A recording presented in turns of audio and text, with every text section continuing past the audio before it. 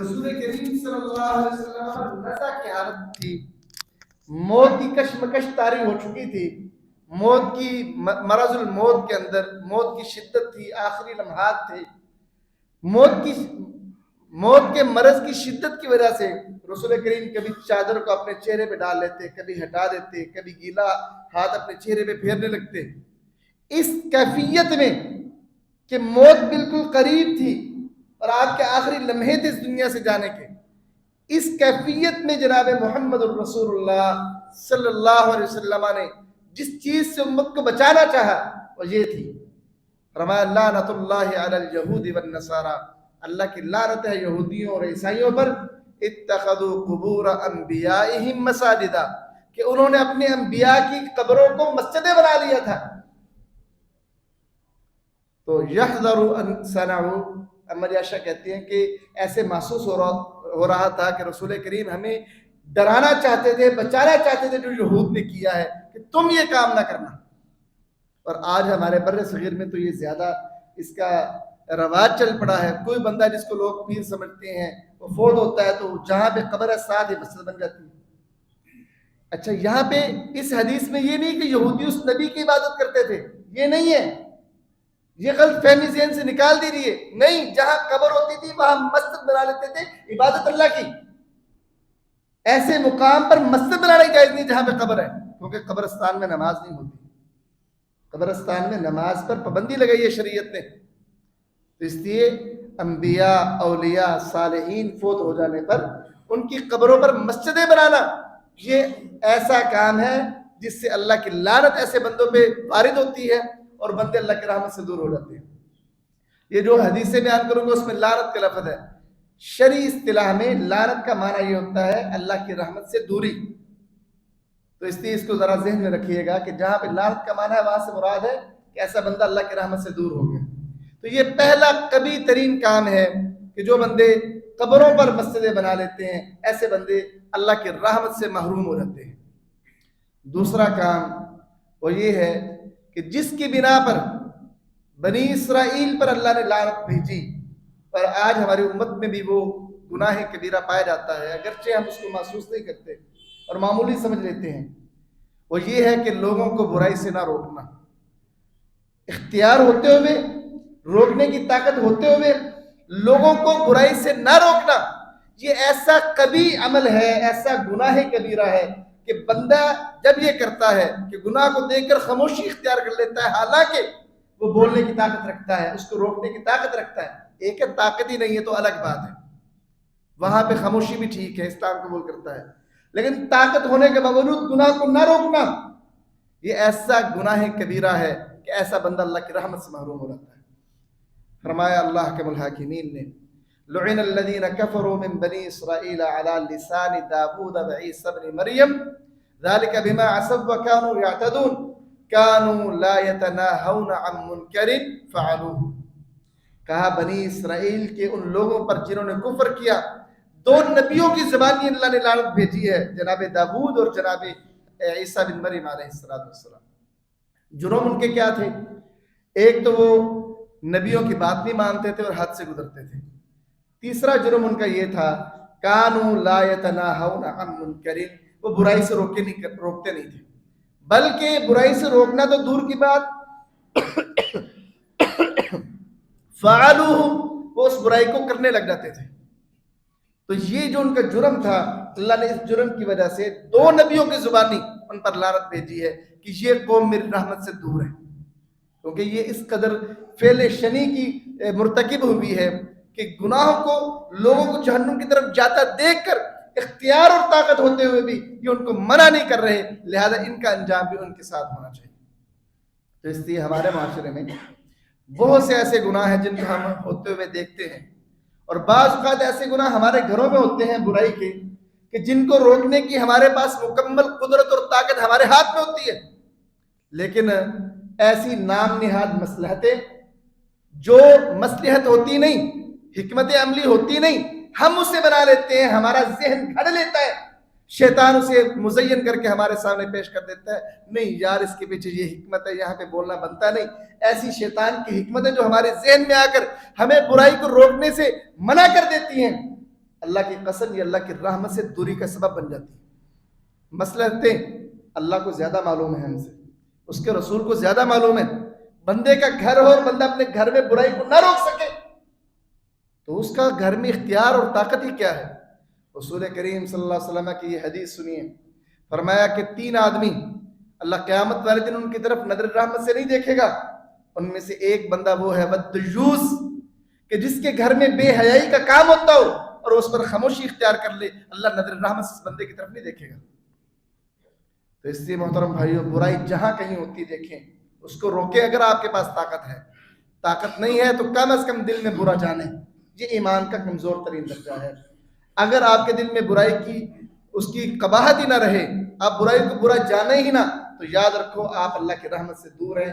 اپنے آپ پر غور کریں، اپنی حالت کو بدلیں۔ تیسرا گناہ جس کے کرنے سے بندہ اللہ کی رحمت سے دور ہو جاتا ہے، وہ ہے بدعت کی ایجاد یا بدعتی کو پناہ دینا، بدعتی کا ساتھ دینا۔ ہمارے ہاں تو بدعت کو ایک بہت بڑی نیکی سمجھا جاتا ہے اور بدعت حسنہ کے نام سے یاد کیا جاتا ہے اسے، کہ اچھی بدعت۔ اسلام میں کوئی اچھی اور بری بدعت نہیں ہے۔ اسلام کے اندر ہر وہ کام جس کو رسول کریم نے نہیں کیا، اللہ نے اس کا حکم نہیں اتارا، صحابہ نے اس پر عمل نہیں کیا، ایسے تمام کام بدعات ہیں۔ اور ایسے تمام کام اگرچہ دکھنے میں بڑے اچھے اور احسن نظر آتے ہوں، لیکن اللہ کے ہاں یہ قابل قبول نہیں ہے اور اللہ ان کو رد کر دیتا ہے، اور ایسا کرنے والوں پر اللہ کی لعنت ہے، وہ اللہ کی رحمت سے دور ہیں۔ حضرت علی المرتضی رضی اللہ تعالیٰ عنہ کی حدیث ہے، فرمایا لعن اللہ من آوى محدثا، اللہ کی لعنت ہے اس بندے پر، ایسے بندہ اللہ کی رحمت سے دور ہو جاتا ہے جو کسی بدعتی کو پناہ دیتا ہے۔ اپنے ہاں پناہ دیتا ہے، پناہ دینے سے مراد اس کی پشت پناہی کرنا، اس کا ساتھ دینا، اسے اپنے گھر میں ٹھہرانا، ایسے بندے پر اللہ کی لعنت ہے۔ بدعتی پر تو ہے ہی ہے نا، جو بندہ اس کا ساتھی بنے گا اس پر بھی لعنت ہے، کیونکہ اس نے اللہ کے اتارے ہوئے دین کو مذاق سمجھ لیا ہے، اس لیے وہ بندہ اللہ کی رحمت سے دور ہے۔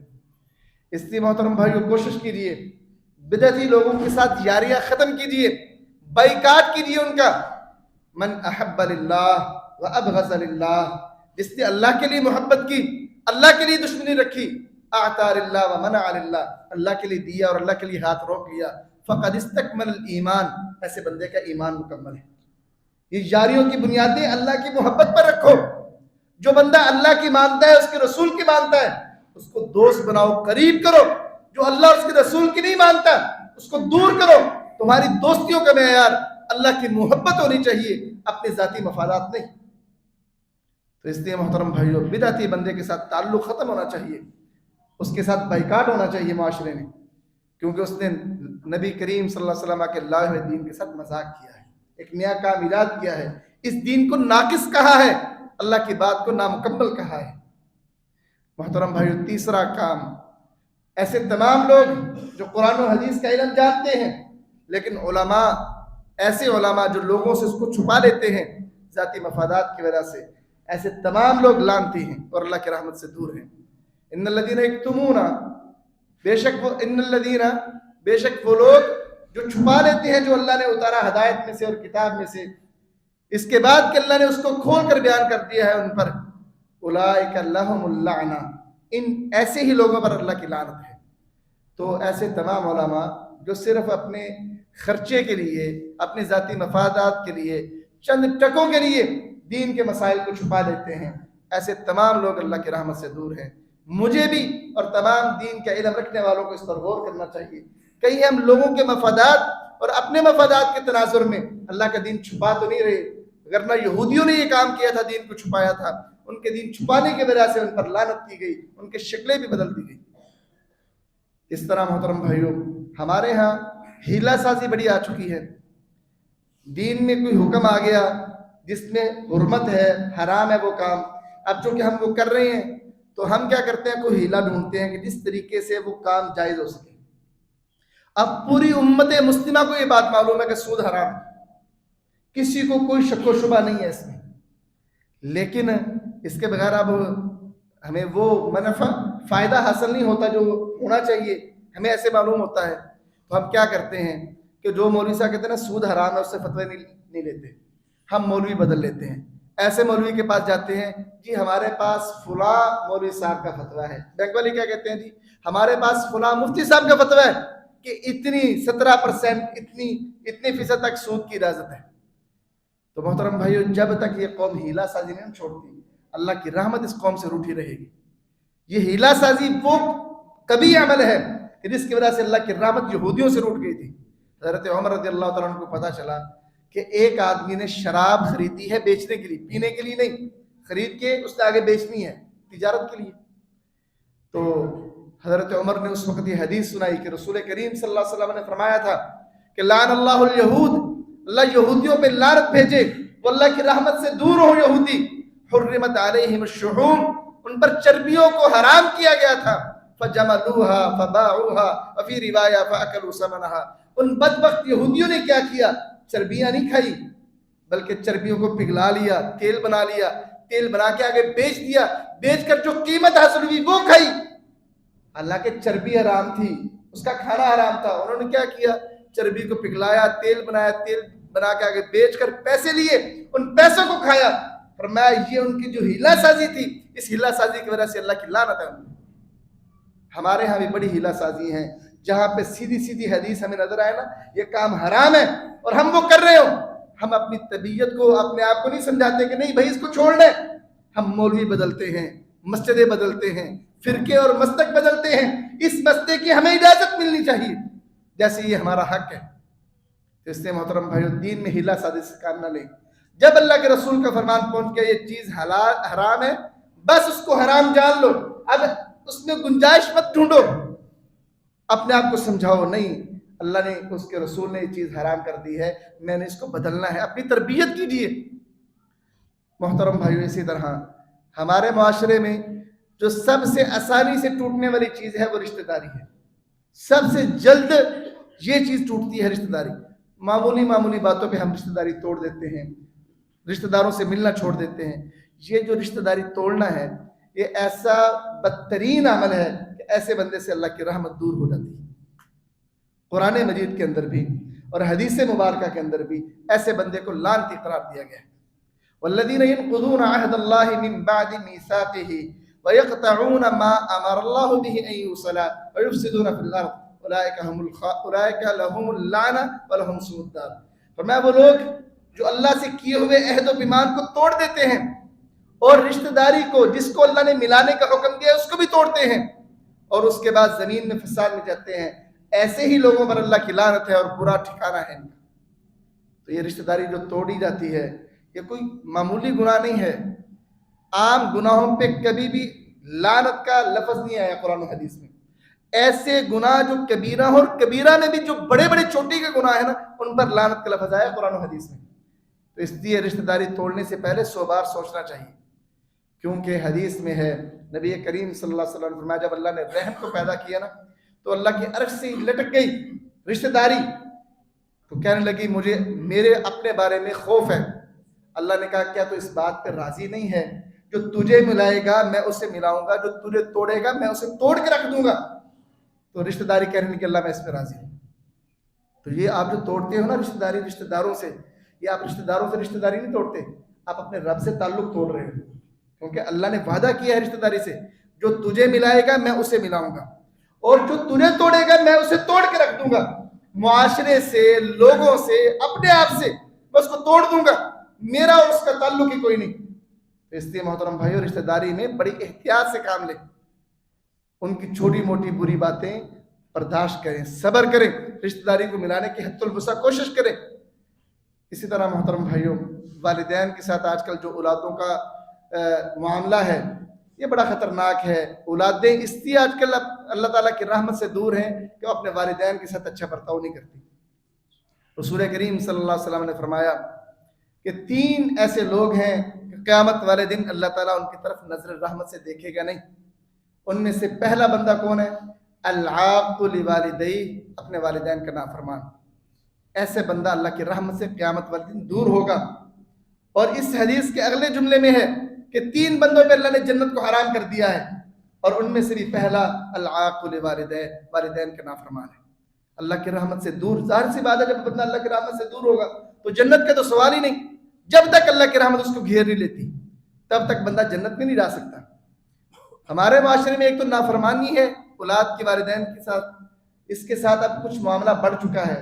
اولادیں اپنے والدین کو گالیاں تک دینے لگ گئی ہیں, قتل تک کرنے لگ گئی ہیں. یہ جو ہے نا والدین کو گالی دینا, یہ اتنا کبیر جرم ہے کہ رسول کریم صلی اللہ علیہ وسلم نے فرمایا لعن اللہ من لعن والدہ, اس بندے پر اللہ کی لعنت ہو جو اپنے والد پر, باپ پر لعنت بھیجتا ہے, اسے برا بھلا کہتا ہے, اس بندے پر اللہ کی لعنت ہو. اور یہ دعا رسول کریم صلی اللہ علیہ وسلم نے کی ہے.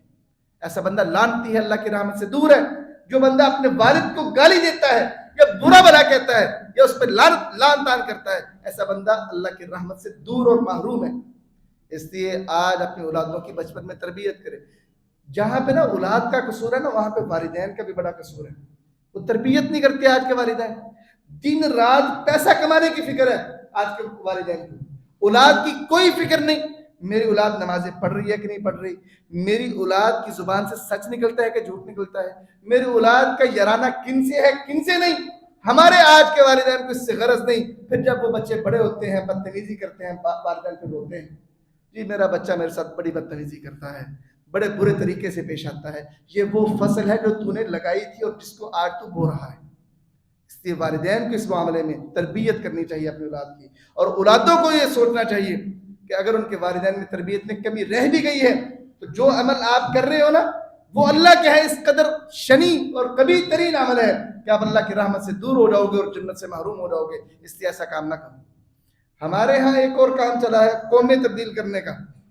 لوگ اپنے قبیلے بدل لیتے ہیں, جٹ سے ارائیں سے کیا کیا, اور بعض اوقات لوگ اپنے والد کو بدل لیتے ہیں, اپنی نسبت غیر کی طرف کر لیتے ہیں. نبی کریم صلی اللہ علیہ وسلم فرمایا من ادعا الی غیر ابیہ, جس نے اپنے آپ کو اپنے باپ کے علاوہ کسی اور کی طرف منسوب کر لیا, فعلیہ لعنت اللہ والملائکۃ والناس اجمعین, ایسے شخص پر اللہ کی لعنت ہے, اس کے فرشتوں کی اور تمام لوگوں کی لعنت ہے. لا يقبل منه یوم القیامت صرفا ولا عدلا, قیامت والے دن اللہ اس کی نہ کوئی نفلی عبادت قبول کرے گا نہ فرضی عبادت قبول کرے گا. جو بندہ اپنے باپ کے علاوہ کسی اور کی طرف اپنی نسبت کر لیتا ہے, اپنی ولدیت کے خانے میں باپ کے علاوہ کسی اور کا نام لکھ لیتا ہے. ہمارے ہاں ایک نا انجانے میں یہ معاملہ چل پڑا ہے. بچے گود لیے رہتے ہیں, اور جو بچے لیتے ہیں لوگ گود, وہ بچے چھوٹے ہوتے ہیں, اگرچہ بڑوں کو پتہ ہوتا ہے ان کا والد وہ ہے, لیکن بے فرم بناتے وقت وہ ولدیت میں اپنا نام لکھتے ہیں.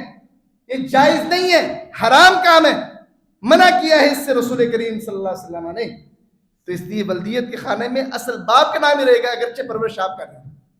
پرورش کرنے والا جو کوئی ہو, ولدیت کے خانے میں والد کے علاوہ نام کسی کا نہیں لکھا جائے گا. والد نامعلوم ہے, والد کا پتہ نہیں ہے, والدہ کا نام لکھتے ہیں. لیکن کسی اور ایسے بندے کا نام جو اس کا باپ نہیں ہے, ولدیت کے خانے میں نام نہیں لکھا جائے گا. یہ لعنتی کام ہے. اس لیے اس کام سے بھی اپنے آپ کو بچائیں. محترم بھائیو, آج کل سوشل میڈیا کا دور ہے, کہتے ہیں جی بڑا جدید دور ہے. عجیب سا ماحول بن گیا ہے. لڑکیاں لڑکے بنے پھرتے ہیں اور لڑکے لڑکیاں بنی پھرتی ہیں.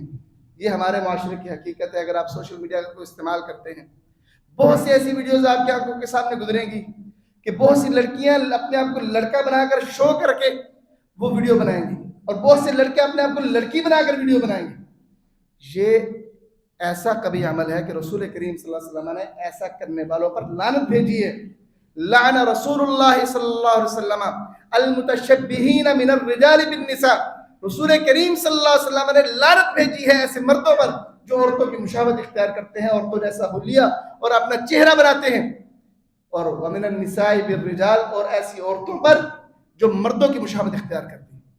ایسے مرد بھی لعنتی ہیں اور ایسی عورتیں بھی لعنتی ہیں جو عورتیں مردوں کی مشابہت کرتی ہیں یا جو مرد عورتوں کی مشابہت کرتے ہیں. یہ لعنت ڈالنے والا میں نہیں, یہ نبی کریم صلی اللہ علیہ وسلم کی مقدس زبان, سچی اور سچی زبان سے نکلنے والی لعنت ہے جو اس بندے پہ پڑے گی جو بندہ یہ کام کرتا ہے. ہمارے گھروں میں ہمارے ہی بیٹے ایسا کام کرتے نظر آتے ہیں. ہمارا فریضہ بنتا ہے ان کی تربیت کریں, انہیں سمجھائیں. یہ جو تو شغل میلہ لگا رہا ہے نا, یہ شغل میلہ نہیں ہے, تو اللہ کی رحمت سے محروم ہو رہا ہے, اللہ کی رحمت سے دور ہو رہا ہے. ان کو سمجھاؤ, شغل میلوں کو سائڈ پہ رکھو. اسلام مزاح سے منع نہیں کرتا. اسلام کہتا ہے مزاح کی بھی حدود ہیں.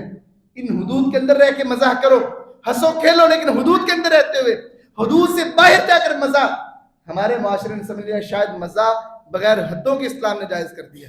نہیں بھائی، اس کی بھی حدود ہیں. ان حدود کے اندر رہ کے ہنسا بھی جا سکتا ہے، کھیلا بھی جا سکتا ہے، شغل میلہ بھی لگایا جا سکتا ہے. لیکن جب ان حدوں کو پامال کرو گے تو آپ اللہ کی حدوں کو پامال کرنے کے نتیجے میں اللہ کی رحمت سے محروم ہو جاؤ گے. اور یہاں پر ایک اور رواج بھی چلا ہے، وہ اللہ تعالیٰ نے مرد پیدا کیا ہے لیکن لوگ مخنث بنتے ہیں، تیسری جنس بننے کو اختیار کرتے ہیں، اگرچہ وہ ہیں مرد. ایسے مردوں پر جو اپنے آپ کو تیسری جنس کا، حالانکہ اسلام میں تیسری جنس کا تصور نہیں ہے، وہ ایک نارمل حالت ہے جس کو شی میل کہتے ہیں. جو مرد ہیں لیکن اپنے آپ کو شی میل کے طور پر لوگوں کو دکھاتے ہیں، ایسے مرد بھی لعنتی مرد ہیں. لعن النبی صلی اللہ علیہ وسلم المخنثین بالرجال، مردوں میں سے خسرے بننے والے مردوں پر اللہ کے رسول صلی اللہ علیہ وسلم نے لعنت بھیجی ہے کہ ایسے تمام مرد اللہ کی رحمت سے دور ہیں. اس لیے نہ عورتوں سے مشابہت کیجیے، نہ شی میل سے مشابہت کیجیے، نہ اپنی بیٹیوں کو مردوں کے مشابہ کوئی چیز پہنائیے. سنن ترمذی اور ابو داؤد کے اندر ایک حدیث ہے ہماری عائشہ رضی اللہ تعالیٰ عنہ کی، جس کے بارے میں کچھ کلام ہے، کچھ نے اس کو صحیح کہا، کچھ نے ضعیف کہا. اس میں ہماری عائشہ کے پاس ایک عورت آئی، کہنے لگی آپ کا کیا خیال ہے اس بارے میں کہ ایک عورت مردوں کا جوتا پہن کے چلتی ہے، وہ جوتا جو مردوں کے ساتھ خاص ہے. حضرت ہماری عائشہ کہنے لگی ایسی ہی عورتوں پر اللہ کے رسول نے لعنت بھیجی ہے جو مردوں کی مشابہت اختیار کرتی ہے. اس کا مطلب ہے مشابہت کسی درجے میں نہیں ہونی چاہیے. یہ نہیں کہ پورا لباس مردوں کا پہن لیا یا پورا لباس عورتوں کا پہن لیا، نہیں، ادنا سے ادنا درجے میں بھی مشابہت اختیار نہیں کرنی چاہیے. اللہ نے شکل و صورت میں کو اور طرح سے تخلیق کیا ہے، مرد کی تخلیق اور طرح سے ہے. مرد کا لباس اسلام نے اور رکھا ہے، عورت کا لباس اور رکھا ہے. یہ ساری تفریق رہنی چاہیے. اسی طرح محترم بھائیو، آج چونکہ جدید فیشن ہے، میک اپ کے بغیر کام چلتا نہیں ہے. ہماری ہی مائیں بہنیں بیٹیاں میک اپ سے بغیر چلتی نہیں ہیں. تو چند حدیں اس کی بھی اسلام نے مقرر کی ہیں. اگر ان حدوں کو پامال کیا جائے گا تو ایسی کرنے والی عورتیں لعنتی عورتیں ہیں. وہ حدیں کیا ہیں؟ نبی کریم صلی اللہ علیہ وسلم نے فرمایا لعن اللہ الواشمات والموتشمات، ایسی تمام عورتیں جو اپنے جسم پر ٹیٹو بنواتی ہیں، ایسی تمام عورتیں اللہ کی رحمت سے دور ہیں. اور ٹیٹو بنانے والے وہ بھی اللہ کی رحمت سے محروم ہیں. والمتنمسات، اور ایسی تمام عورتیں جو فطرتی بال جو ان کے چہروں پہ آتے ہیں، یہ پلکوں کے بال ہیں. ایک ہے اب نارمل کیفیت، غیر فطرتی بال آ جاتے ہیں، جیسے داڑھی عورتوں کی داڑھی نہیں ہوتی فطرتاً، تو داڑھی کے بال آ گئے، یہ غیر فطرتاً بال ہے. فطرتی بال جو عورتوں کے آتے ہیں جیسے پلکیں ہیں وغیرہ، ان کو وہ کھچوا دیتی ہیں، اتار دیتی ہیں. اور ایسا جو میک اپ کرنے والی عورت کرتی ہے، کروانے والی اور کرنے والی، یہ دونوں عورتیں اللہ کے ہاں لعنتی ہیں اور اللہ کی رحمت سے محروم ہیں. اور اسی طرح یہ دانت ہے جو اگلے دو ان کے درمیان فاصلہ کروانے والی، اس لیے فاصلہ کروانا تاکہ دیکھنے والے کو میں خوبصورت لگوں، ایسی عورتیں بھی اللہ کی لعنت کی مستحق ہے اور اللہ کی رحمت سے دور ہیں. اور یہ ہمارے معاشرے میں ہو رہا ہے. یہ پلکیں بنانا تو ایسا عام ہو چکا ہے کہ اسے کوئی گناہ سمجھتا ہی نہیں ہے. اسے کوئی نہیں گناہ سمجھتا کہ پلکیں بنانا بھی کوئی گناہ ہے، حالانکہ یہ اس قدر بڑا گناہ ہے کہ اللہ کے رسول ایسی عورت کو اللہ کی رحمت سے دور ہونے کی وعید سنا رہے ہیں، تو اللہ کی رحمت سے محروم ہے. اور ہمارے ہیں اس کا کوئی مسئلہ ہی نہیں. خیر ہے، کوئی مسئلہ نہیں. ہماری مائیں بہنیں بیٹیاں بنوا کے آتی ہیں، ہم دیکھتے بھی ہیں، لیکن کوئی نہیں، کوئی رد عمل نہیں. تو یہ بہت کبیرہ گناہ ہے، بہت بڑا. اس سے اپنے گھروں میں اصلاح کیجیے. اپنی ماؤں بہنوں بیٹیوں کو ٹھیک ہے میک اپ کی اجازت دیجیے، لیکن ایسا میک اپ نہیں جس میں شریعت کی حدود پامال ہوں. دانتوں میں فاصلہ کروانا، چہرے کے بال نچوانا یا ٹیٹو بنوانا، یہ اسلام میں منع ہے. ٹیٹو سے مراد یہ ہے کہ وہ سیاہی اور نیل جو جلد کے اندر جذب ہو جاتی ہے، جلد کا حصہ بن جاتی ہے. ایک ہے مہندی وغیرہ اور ٹھپا وغیرہ لگتا ہے، وہ مراد نہیں ہے. وہ سیاہی جو جلد کا حصہ بن جاتی ہے نا، وہ مراد ہے. اس سے وہ حرام ہے اسلام کے اندر. مہندی ٹھیک ہے، کوئی عورت لگانا چاہے لگائے. اور اسی طرح یہ اللہ نے بال دیے ہیں عورت کو، مرد کو بھی دیے ہیں. ایسی عورتیں جو اپنے بالوں کے ساتھ مصنوعی بال شامل کر لیتی ہیں، بال لمبے دکھانے کے لیے، خوبصورت دکھانے کے لیے، ایسی عورتیں بھی لعنتی ہیں. نبی کریم صلی اللہ علیہ وسلم فرمایا لعن اللہ الواسلات والمستوصلات، کہ ایسی تمام عورتیں جو اپنے بالوں کے ساتھ اور بال مصنوعی ملا لیتی ہیں، اور ایسا جو کرتی ہیں اور کرواتی ہیں، دونوں عورتیں لعنتی ہیں اللہ کے. ایک ہے پراندہ، وہ بال نہیں ہیں، اس کی اجازت ہے شریعت میں. ایک ہے مصنوعی بال آج کل لگائے جاتے ہیں شادیوں پر نا, دلہن کے اگر بال چھوٹے ہوں تو پھر یہاں پہ چوٹی کے ساتھ نا بال مصنوعی اٹیچ کر دیے جاتے ہیں, وہ بال اس لیے کہ اس کے بال لمبے دکھیں. تو یہ جو مصنوعی بال اٹیچ کیے جاتے ہیں یہ ایسا قبیح ترین کام ہے کہ اس کے ذریعے سے اللہ کی رحمت اس عورت سے دور ہو جاتی ہے. تو اس لیے اپنے گھروں میں اس بات کی بھی آگاہی دے کہ یہ اللہ کے ہاں اس قدر برا عمل ہے, اس لیے ایسا نہ کرو. حتیٰ کہ ایک عورت جس کی شادی ہوئی اس کے بال بیماری سے کچھ کم ہو گئے, گر گئے کچھ بال, تو جیسا نا ہلکا سا گنجا پن کہہ رہے ہیں, اس کے شوہر نے کہا کہ اللہ کی بندی تو اپنے بالوں کے ساتھ مصنوعی بال لگوا دے. اچھا, وہ عورت اپنی ماں کے پاس آئی, ماں اس نے اس کی بات سنی اور اللہ کے رسول کے پاس آ گئی. اللہ کے رسول اس کے نا کچھ بال بیماری کی وجہ سے گر گئے ہیں. اب اس کا شوہر کہتا ہے کہ نقلی بال اس کے ساتھ ملا لو. تو اللہ کے رسول نے فرمایا ایسی عورتوں پر ہی تو اللہ کی لعنت ہے جو یہ کام کرتی ہیں. اس لیے نقلی بال ساتھ مصنوعی بال نہیں لگانے چاہیے. اب ایک مسئلہ ہے ہیئر, جو بالوں کی یہ سرجری ہوتی ہے جس میں جسم کے کسی حصے سے بال لے کے لگا دیے جاتے ہیں جو کہ گروتھ کرتے ہیں, بڑھتے ہیں, ان کی نشو و نما ہوتی ہے, اور جس طرح ہم یہ بال کٹاتے ہیں وہ بھی کٹائے جاتے ہیں. ایسے بالوں کا حکم اور ہے. اس کو علماء کہتے ہیں یہ ایک بیماری تھی گنجا پن, جس کی ایک علاج کیا گیا ہے, علاج کے زمرے میں اس کی اجازت ہے. مصنوعی بالوں سے وہ بال مراد ہیں جو کہ بڑھتے نہیں ہیں, جسم جلد کا حصہ نہیں ہے, اور اوپر لگائے گئے ہیں خوبصورتی کے لیے. ایسے بال جو وقتی طور پر لگائے جاتے ہیں, وگ بھی اس میں شامل ہے. جو عورت مرد خوبصورتی کے لیے وگ پہنتا ہے وہ بھی اس حکم میں شامل ہے. تو یہ کام لعنتی مردوں اور عورتوں کا ہے, اس کام سے بھی اپنے آپ کو بچائیں. اس طرح محترم بھائیو, یہ لاہور کے اندر یہ کام بڑا عام ہے. کبھی آپ فٹ پاتھ پہ چلے نا تو آپ بغیر ناک پہ ہاتھ رکھے چل نہیں سکتے, آپ کو ایسے چلنا پڑے گا, اتنی بدبو ہوتی ہے. لاہور اور باقی جو بڑے جتنے شہر ہیں سبھی کا یہ حال ہے کہ لوگ قضائے حاجت کے لیے نا چھوٹے پیشاب کے لیے تو عموماً سڑک کنارے بیٹھ جاتے ہیں. رسول کریم نے فرمایا اتقوا اللعانین, دو سخت لعنت کا باعث بننے والے کاموں سے بچو. صحابہ نے کہا اللہ کے رسول وہ کون سے جو سخت لعنت کا باعث بنتے ہیں, بندے سے اللہ کی رحمت روٹ جاتی ہے؟ کہا الذی یتخلی فی طریق الناس او فی ظلہم, ایک ہے لوگوں کے رستے میں قضائے حاجت کرنا, ایک ہے سایہ دار جگہ میں قضائے حاجت کرنا. یہ چھوٹا پیشاب ہے یا بڑا پیشاب, اس سے اللہ کی رحمت اس کرنے والے سے روٹ جاتی ہے, محروم ہو جاتا ہے وہ بندہ. اور لاہور میں یہ عام ہے. اور یہ اس لیے نہیں کہ لوگوں کو پتہ ہے, اس لیے کہ جہالت ہے, لوگوں کو پتہ ہی نہیں ہے کہ یہ اتنا برا کام ہے. وہ سمجھتے ہیں تہذیبی لحاظ سے غلط ہے, مہذب آدمی ایسا نہیں کرتا, لیکن یہ کہ بندہ اللہ کی رحمت سے محروم ہو جاتا ہے یہ لوگوں کو علم نہیں ہے. اگر لوگوں کو آگاہی دی جائے تو میرا گمان یہ ہے کہ انشاءاللہ جب وہ یہ سنیں گے نا کہ میں اس کام کے عوض اللہ کی رحمت سے ہاتھ دھو بیٹھوں گا, وہ انشاءاللہ اس سے بعد آ رہے گا. آپ جہاں کہیں یہ کام کرتے کسی کو دیکھیں, وہ نا عموماً گالی لکھ دی جاتی ہے, جو یہاں پیشاب کرے وہ ایسا. آپ وہاں ایک حدیث لکھے نا کہ جو لوگوں کے رستے میں یا سایہ دار جگہ میں, اور ایک حدیث میں آتا ہے نہر کنارے میں, اور ایک حدیث میں آتا ہے پانی بھرنے کی جگہوں پر, ایک حدیث میں آتا ہے پھلدار درخت کے نیچے. ساری حدیثوں میں یہ لفظ ہیں, ان کے نیچے جو پیشاب کرتا ہے چھوٹا یا بڑا وہ بندہ اللہ کی رحمت سے محروم ہو جاتا ہے. ایک مسلمان جس کے دل میں ایک ذرہ بھر بھی ایمان ہے نا, جب وہ یہ دیکھے گا کہ اللہ کی رحمت سے محروم ہو جاؤں گا, انشاءاللہ میرا یقین ہے انشاءاللہ کہ وہ بندہ ایسا نہیں کرے گا. تو اس لیے یہ آگاہی دلائیے لوگوں کو. اللہ تعالیٰ سے دعا کروں کہ اللہ تعالیٰ تمام وہ گناہ جن سے بندہ اللہ کی رحمت سے دور ہوتا ہے, ہمیں ان تمام گناہوں سے بچنے کی توفیق عطا فرمائے.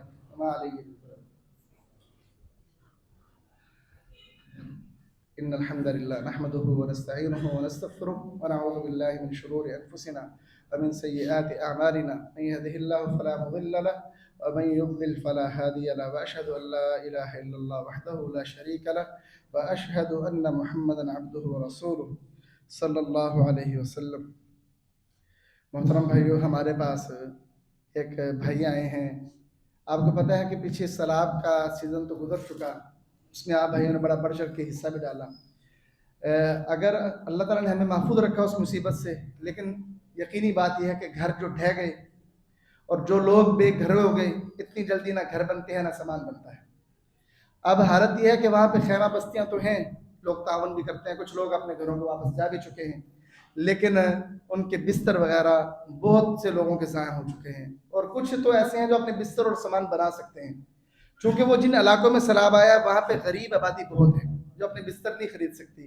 تو یہ سردی کا موسم ہے, تو ہمارے پاس بھائی اس لیے آئے ہیں, انہوں نے کہا کہ آپ اپیل کیجئے کہ لوگ ہمیں رضائیاں تلائیاں اس حوالے سے ہمارے ساتھ تعاون کریں, تاکہ یہ آپ کا تعاون ہمارے ان مسلمان بھائیوں تک پہنچ سکے، اور وہ بھی اس طرح گرم بستروں پر سو سکے جس طرح ہم راتوں کو بے فکر ہو کر سردی سے محفوظ ہو کر سوتے ہیں۔ تو تمام بھائی نماز کے بعد ضرور اس حوالے سے تعاون کر کے رہیں۔ جزاک اللہ خیر۔ اما بعد فان خير الحديث كتاب الله وخير الهدي هدي محمد صلى الله عليه وسلم وشر الامور محدثاتها وكل محدثه بدعه وكل بدعه ضلاله وكل ضلاله في النار۔ سبحان ربك رب العزه عما يصفون وسلام على المرسلين والحمد لله رب العالمين۔